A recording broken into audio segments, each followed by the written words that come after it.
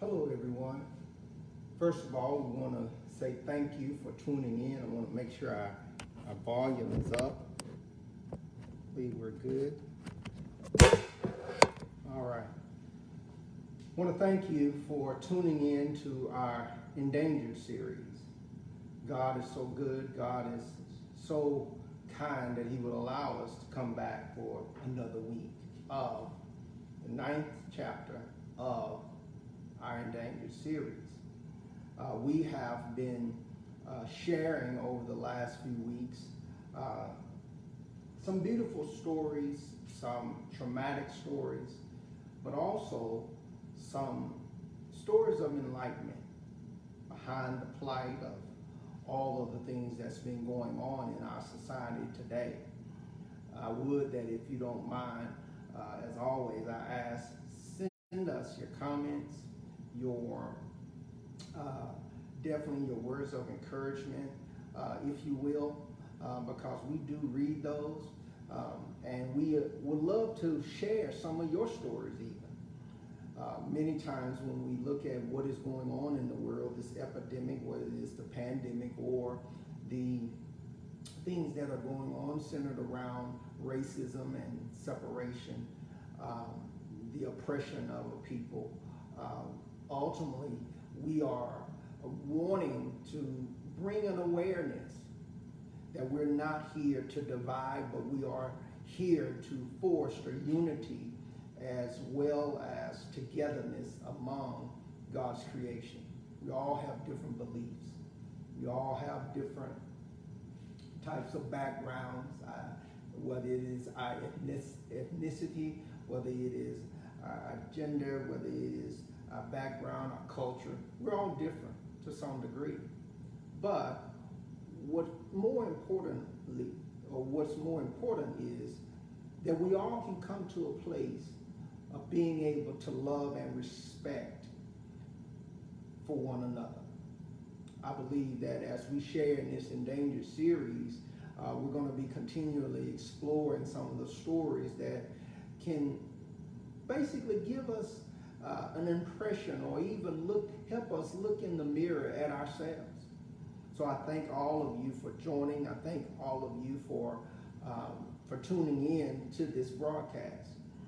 We see that we always have some that are faithful that for tuning in. I thank you for that. I thank you, Miss Margaret Younger. I thank you for always tuning in and supporting us. Also others that tune in faithfully, even from other states around this country, that is tuning in, that is watching our broadcast. I want you to know that I'm ever so appreciative and thankful that you would take the time out of your day to come and watch and hear what prayerfully God would like to say to us and through us. As always, before we launch into the word today, I would share a story. Now, this story today centers around a gentleman by the name of George W. McLaurin.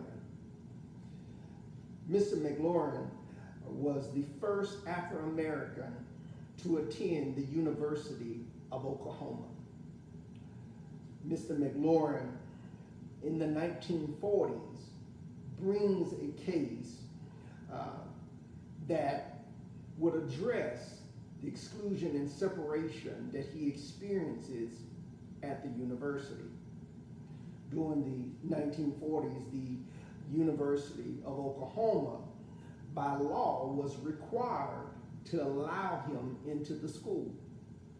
Now, however, we must understand that was on a segregated basis.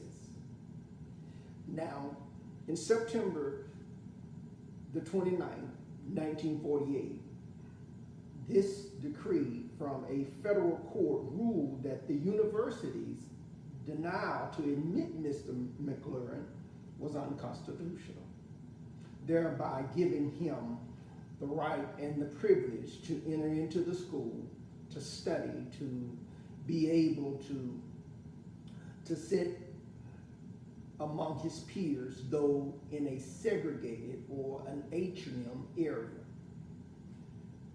Mr. George Cross, the president of the university at that time, he attempted to adhere or comply with the laws of segregation. He established an atrium area. You had the students, mainly white, all white, but then again, Mr. McLaurin would have to sit outside of their view in an atrium area, excluded from the normal or regular classroom experience.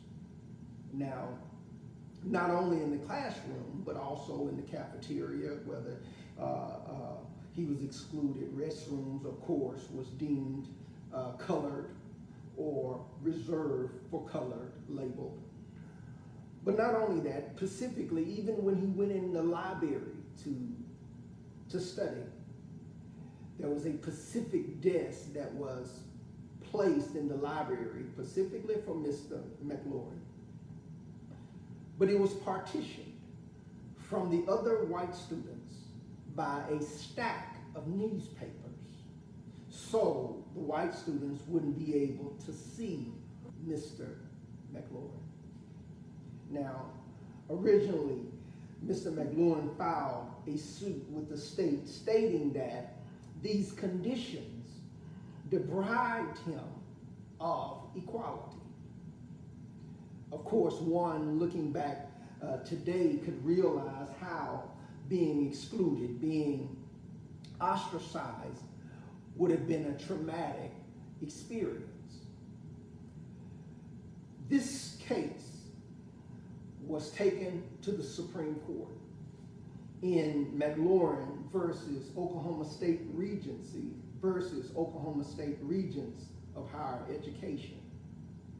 Now, Mr. McLaurin argued that his 14th Amendments were being violated by the treatment that he was experiencing at the University of Oklahoma. Ultimately, in a unanimous decision in 1950, the Supreme Court ruled that the treatment must be equal between white students, black students, or Afro-American students. Now, this is important. That was an important ruling because it combated the separate but equal provision in the case Plessy versus Fergus.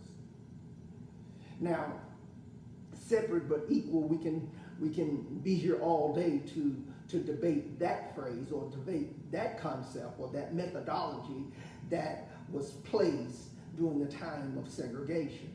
Because we understand and we know that separate doesn't always mean equal. In concluding our story today, two individuals speaks an endearment thought to us that I like to share. During the 1950s, after this decree was made, the Chief Justice Fred Venison says something, and I quote. He says, McLaurin,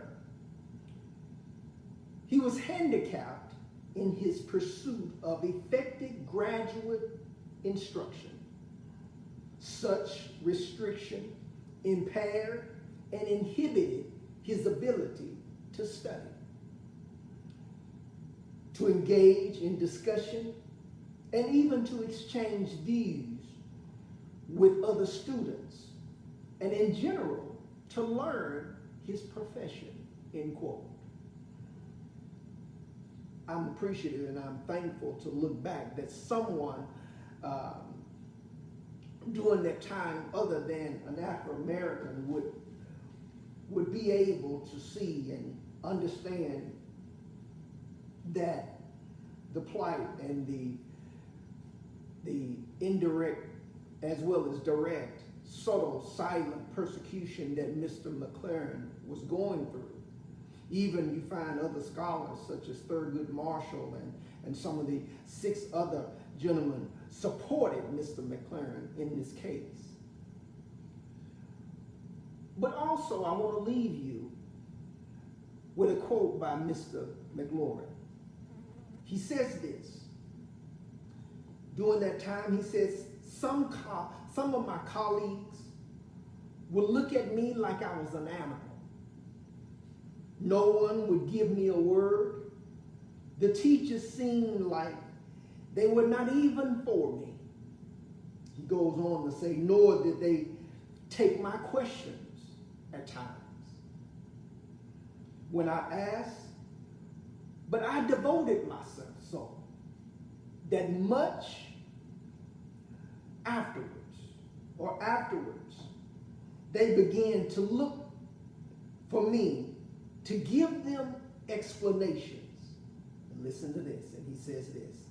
He says, and to clear their questions.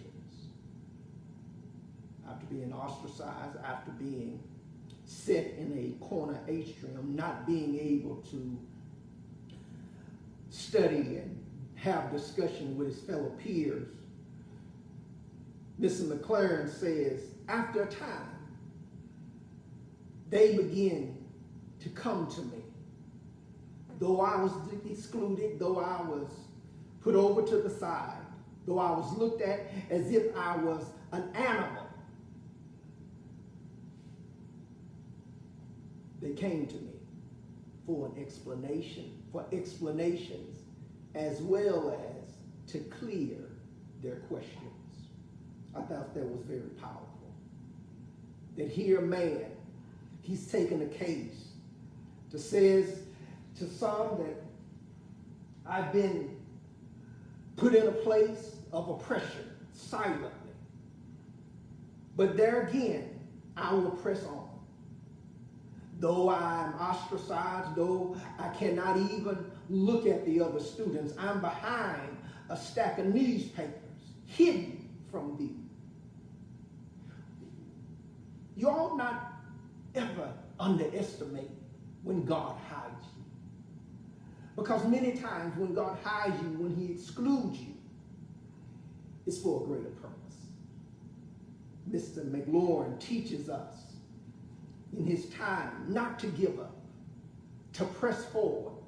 He goes from district court to the state court and ultimately to the Supreme Court. And the ultimate decision or unanimous decision is made on his behalf.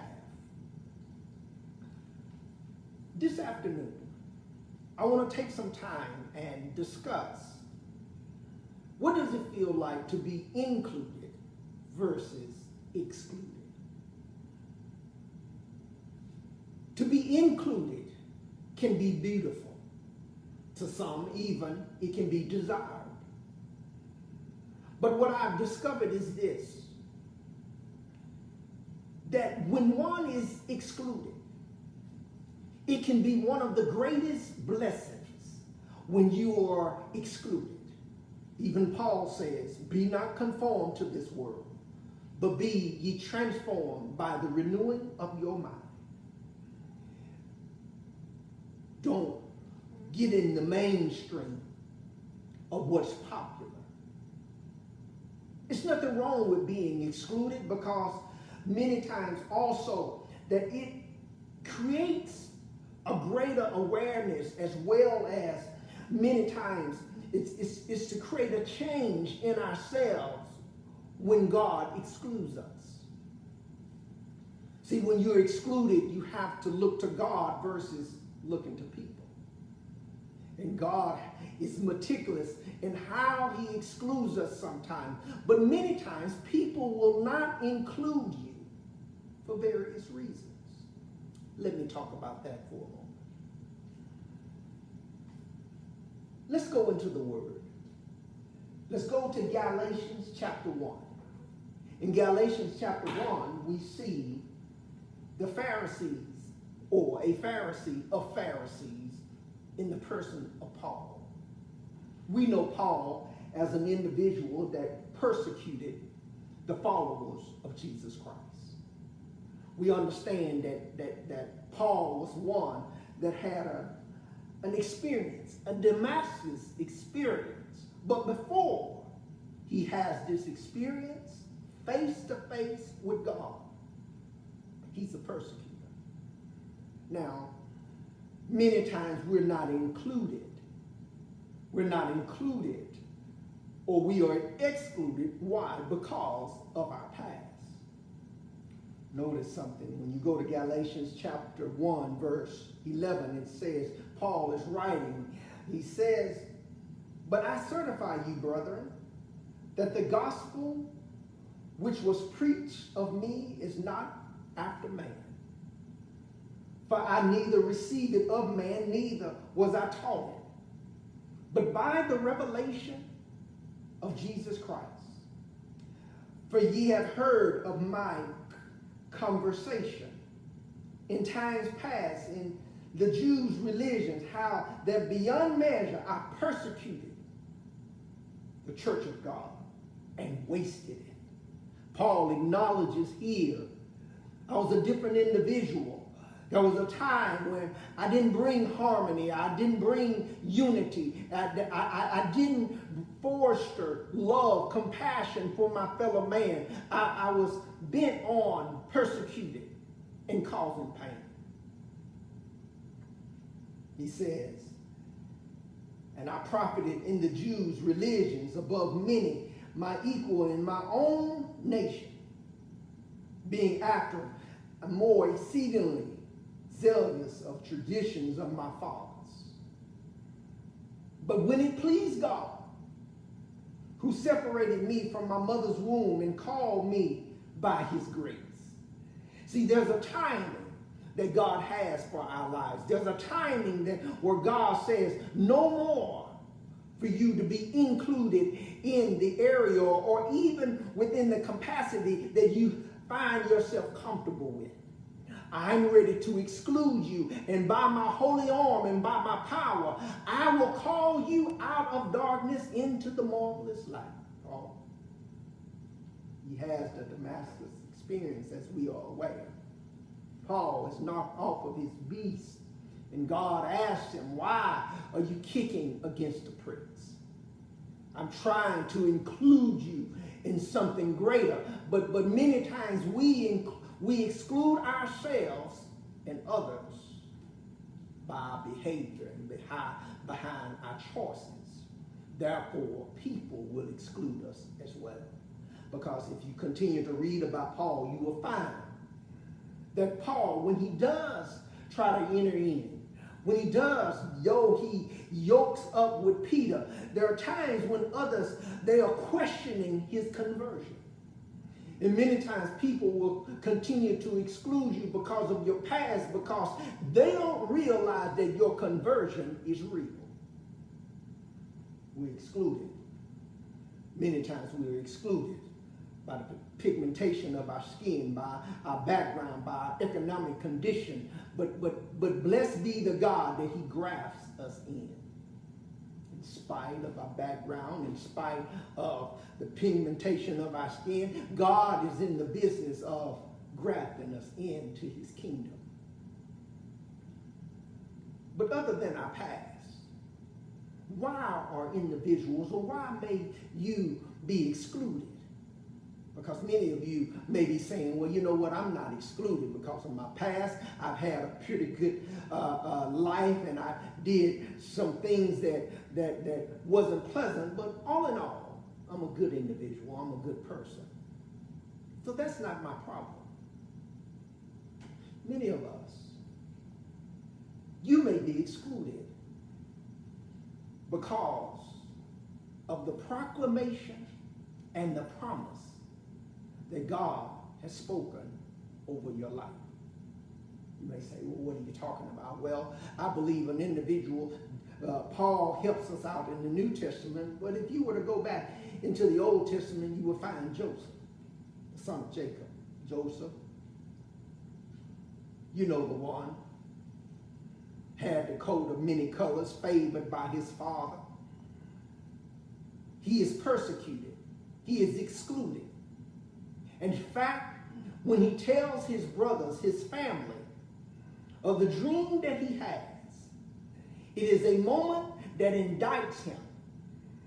His brothers prosecute him because of the gift and the favor, the promise, the proclamation that God has shown him and given him in his inner man.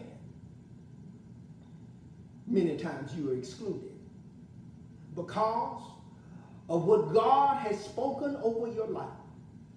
Many of you may be asking, why am I always the outside looking in? There's a reason why. Many times God doesn't want you to be included.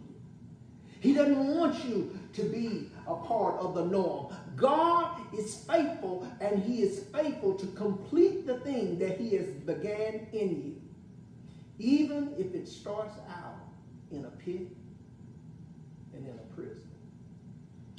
Joseph would say that I didn't understand this. Like many of us, when God shows us something great, it doesn't always equate to our present situation. Because have you ever been in your life looking and saying, God, here you give me good news, but I'm experiencing the bad. You're speaking to my spirit. My spirit is encouraged on what is to come. But for right now, I'm experiencing the turbulence. I'm experiencing the wind and the storms of my life. I'm experiencing the pain, the persecution. God, why? How is it that one moment you can show me the promise, but I'm living with the pain? Joseph would speak to us. He would say to us, when you look at the scriptures, Joseph would understand, and he also helps us understand that it's not just your enemies that exclude you. Sometimes it is your family. It is those that is closest to you, because it wasn't the Ishmaelites. It wasn't the Canaanites. It wasn't the Jebusite. It wasn't those that took him and threw him in the pit. It was his own brothers. Many times you got to understand that people exclude you. Why? They exclude you because it is a spirit of envy and jealousy that is running rampant in our society, in the kingdom of God even. People compete over and over. Even, I don't know if you all want to hear this, even in ministry, there's a competition. People don't celebrate one another on sharing the gospel. We have to do better than that. We're combating and we're fighting greater things versus fighting one another. Joseph, sold into bondage by his own brothers. Time goes by.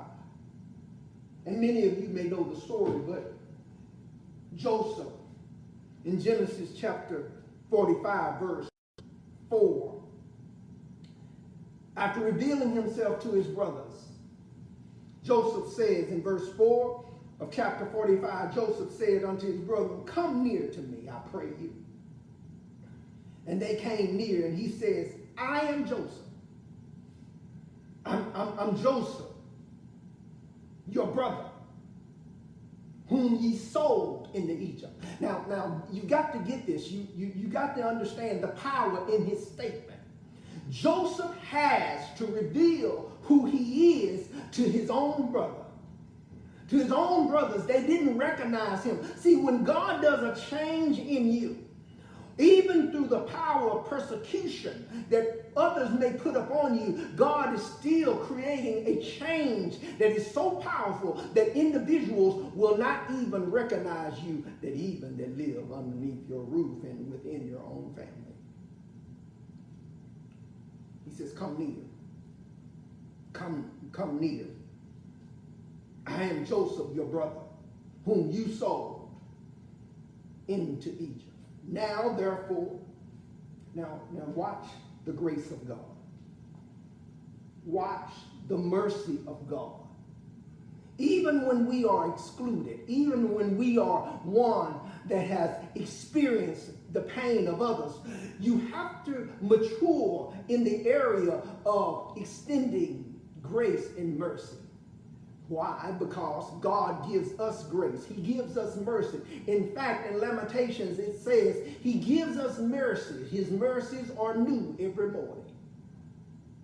So we have to make sure that even when we've been excluded, even when we've been ostracized, we have to extend mercy upon those that have extended pain to us.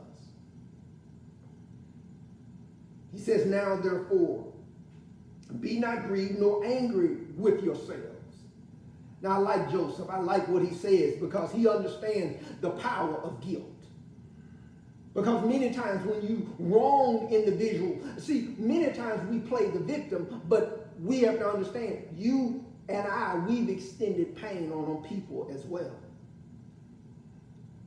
So before we get in the position of Joseph, we have to ask ourselves and question, God, am I Joseph in this situation, or am I the brothers? Am I the ones that have been extending the pain? And Joseph says, don't be angry with yourselves that ye sold me hither. For God did send me before you to preserve life. See, it's one thing when Joseph shows them, he gives them a level of enlightenment that God sent me to Egypt. It wasn't by your power, but it was by his instruction. And many times we're looking at people and saying, why are you taking me through this, when we should be praying to God that he will help us align ourselves, our spirit, our mind, and our soul with his will. Because many times people will oppress you, but God will send you. People can oppress you,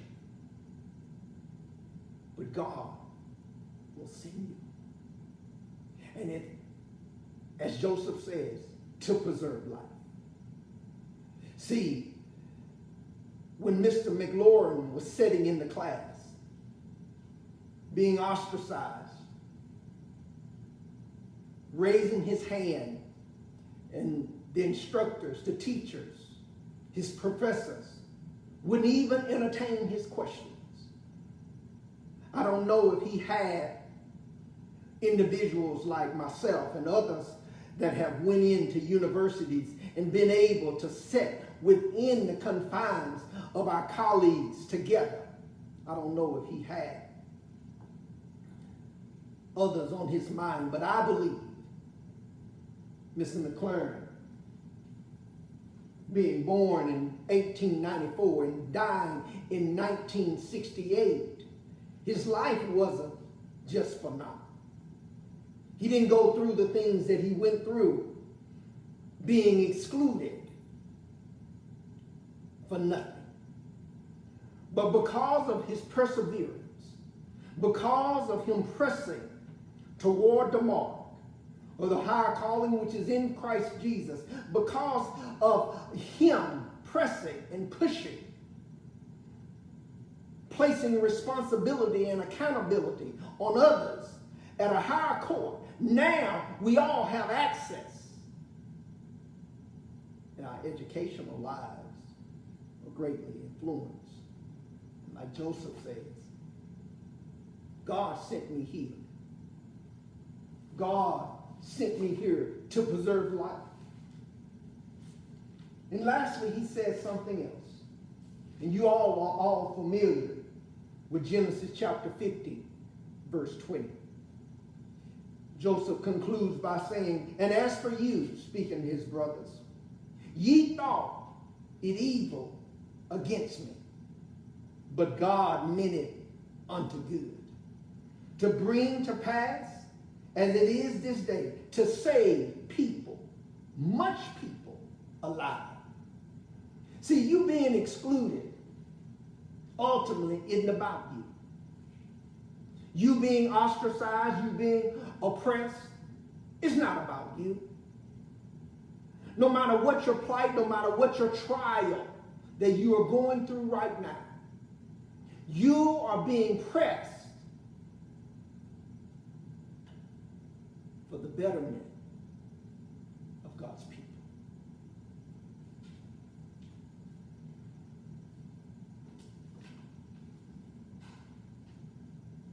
The last individual, of course, that we can explore, that experience being oppressed, excluded, if you will.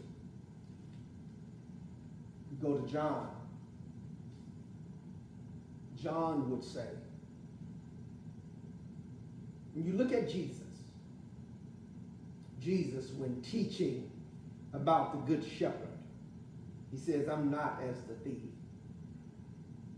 I didn't come to steal, to kill, nor destroy.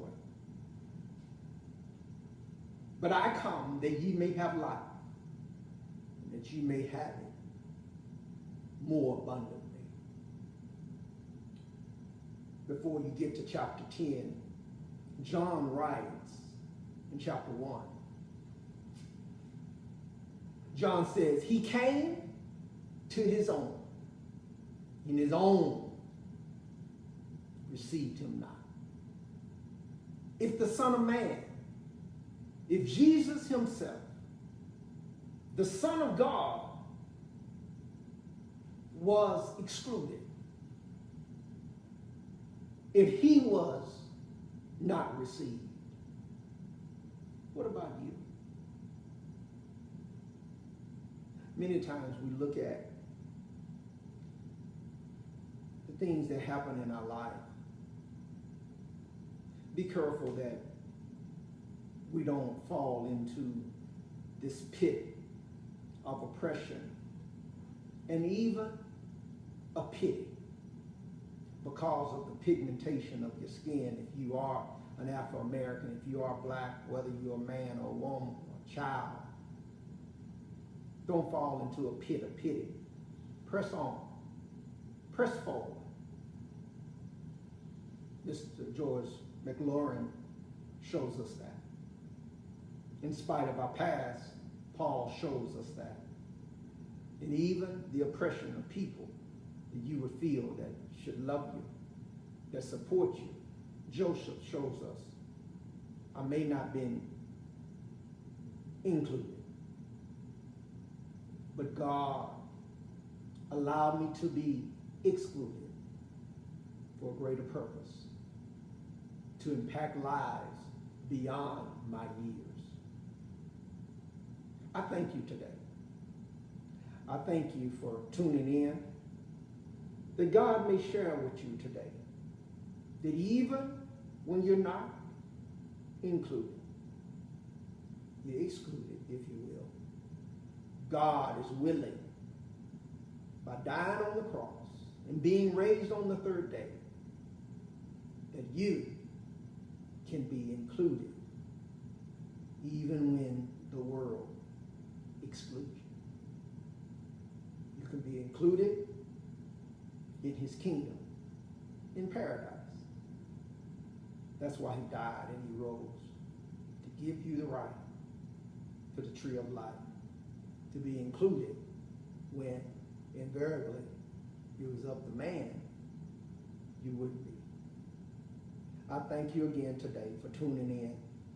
I thank you for availing your time to another chapter of the Endangered series. Guys, if you will, continue to lift us up in your prayers. We will continue to lift you up in prayer as well. Go out, visit us on our website, give a little bit. As I often say, it's not about us, it's about being a blessing to other people. But also, continue to pray for one another. Continue as children, as teachers, educators are even going back into the classroom this week. Let's pray for them. Let's lift them up as well. Even the mothers and fathers that will be staying home and homeschooling their kids. Let's keep them in prayer. We're in a time of transition. the enemy is trying to foster exclusion. But let's remain included, not divided, but together. Again, thank you. May God bless you. And see you again next week, same time, same place, 5 o'clock here on the Endangered series. May God bless you and God keep you is our prayer.